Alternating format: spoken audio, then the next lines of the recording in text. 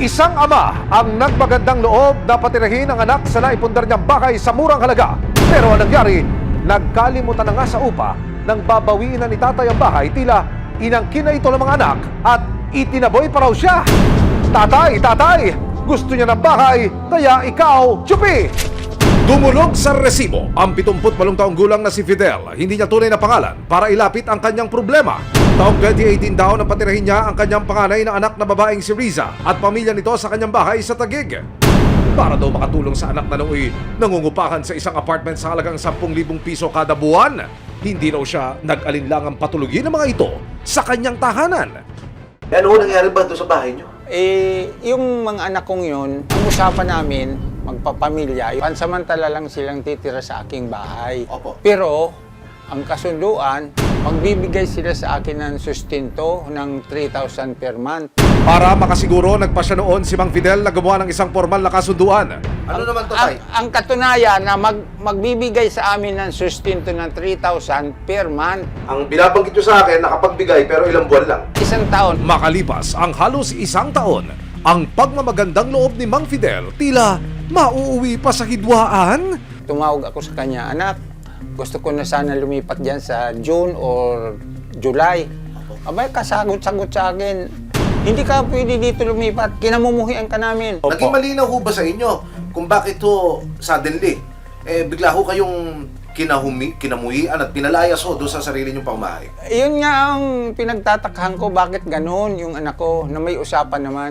Kung susumahin daw ni Mang Fidel, aabot na raw ng 180,000 pesos ang dapat ibayad ng anak. Kaya Hunyo ng taong 2022, matapos ang ilang hinding pinakinggang pakiusap sa anak at pamilya nito, pumunta na sa barangay si Mang Fidel para magsumbong at ireklamo ang anak. Pero hindi rin daw siya sinipot ng anak sa mga patawag ng barangay. Hindi rin sila sumunod. Maraming dahilan.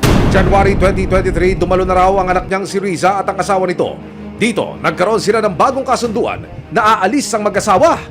Pero magbibigay daw ng 30,000 si Mang Fidel para makalipat ang anak. Aba, bakit parang si Mang Fidel pa ang may utang ngayon? Ang usapan dyan na aalis sila sa March 30, 2023.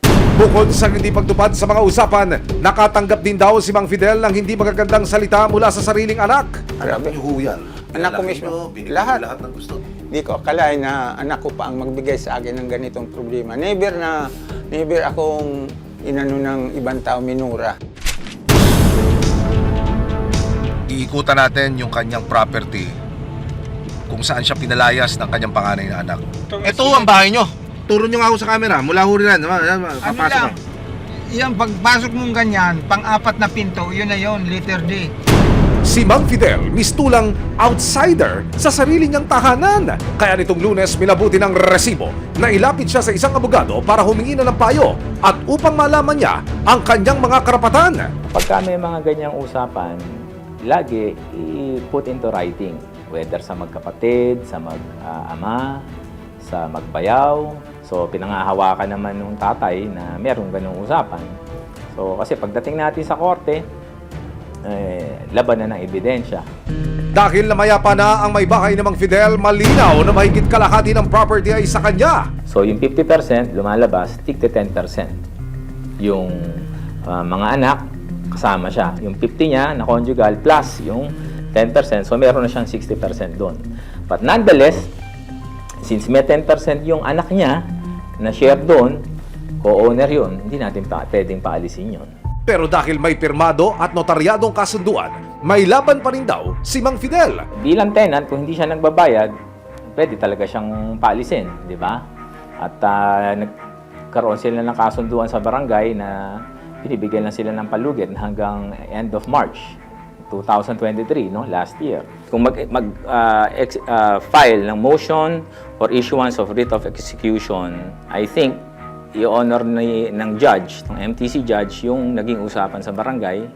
Lumakas man ang loob ni Mang Fidel sa mga nakuhang payo mula sa abogado, nananaig pa rin daw ang kanyang pagiging ama. Kaya bago siya magsampa ng kaso laban sa anak, nais daw niyang makaharap si Riza sa huling pagkakataon. Nitong Martes, sa hiling ni Mang Fidel, sinamahan siya ng resibo sa barangay New Lower Bikutan para makausap ang panganay na anak na si Riza. Pagdating sa barangay, agad siyang sumangguni sa kapitan at sa lupo ng barangay para mapatawag ang anak na si Riza. Invite mo na pumunta rito, nandito yung ama niya na gusto siyang kausapin.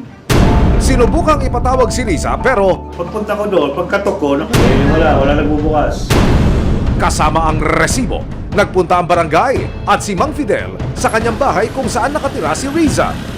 Alam ko na nandiyan ka, hindi ka lumalabas. Buksan mo ang pinto. Mamaya uli, subukan natin na magbalik uli dito. Pero at least para malaman na ni Kap na pumunta tayo, ayaw tayo buksan. Makalipas ang ilang oras, bumalik si Mang Fidel sa kanyang bahay.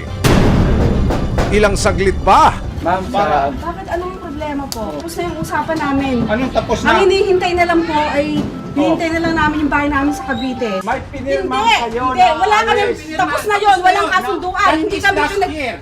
hindi inayos ng lupon doon. Oh, may Ang isa pa, pinagpuwersa pa ninyo yung barangay dito. Alam mo Dito. ba, itong dalawang ito nagsisinungaling. Tignan mo. Kami pa ngayon. Kami pa sinungaling, panganay na anak ako. Ang ganyan tatay. Unang-una, dapat ilang magulang ang pinagkakasundo kami pamilya. Ang pakiusap namin, lilipat kami sa bahay namin sa Cavite pag na-forward na sa amin ng pag-ibig yung loan. Oh, 5 years ago. Which is hindi pa.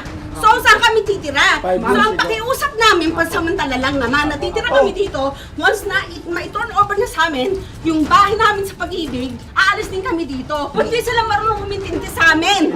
naging mainit ang pagtatalo ng mag-ama at ng mag-asawa. Isa kang manipulator. Sinungaling ka. Napakasinungaling mo. Nakikialam itong... Hindi, sinungaling ka talaga. Asawa ko yan, siya yung Sinungaling ka. pumasok dito. Pwede kang lumalas Sinungaling dito ka. dahil hindi Hindi, sinungaling ka. Hindi namin, unang-una, walang titulo ng bahay na Ano to. wala? Ito, dala ko! No! Wala kang titulo. No! Hindi. Ang gusto po sana ni tatay, magkaroon lang po tayo ng isang maayos na usapan. Hanggang ngayon, last na lang po ito. Pagdating ng mag-ama sa barangay hall na himasmasa na ang dalawang panig at sinimulan na nilang pag-usapan ng mahinahon ang isang bagong kasunduan. Nagkaharap muli sa araw na ito ang magkabilang panig at nagkasundo ng mga sumusunod. Mag-aantay ang complainant ng tamang araw na marilis ang housing loan sa Cavite upang makaalis sa bahay na gusto niyang kunin ng complainant. Okay na po, tatay? Opo, okay na po. Paliwanag ni Riza, matagal na raw niyang pinagdarasal na pakinggan siya ng ama at magkaayos sila. Kasi ang hinihiling ko naman talaga, yung maintindihan na kami ng lubusan. Kasi marami rin kami mga pinabayaran. Sa huli, nanaig ang pagiging ama ni Mang Fidel. Pumayag siyang patirahin pa rin ang anak at pamilya nito hanggang makalipat daw sila sa hinuhulog-hulugang lupa at bahay.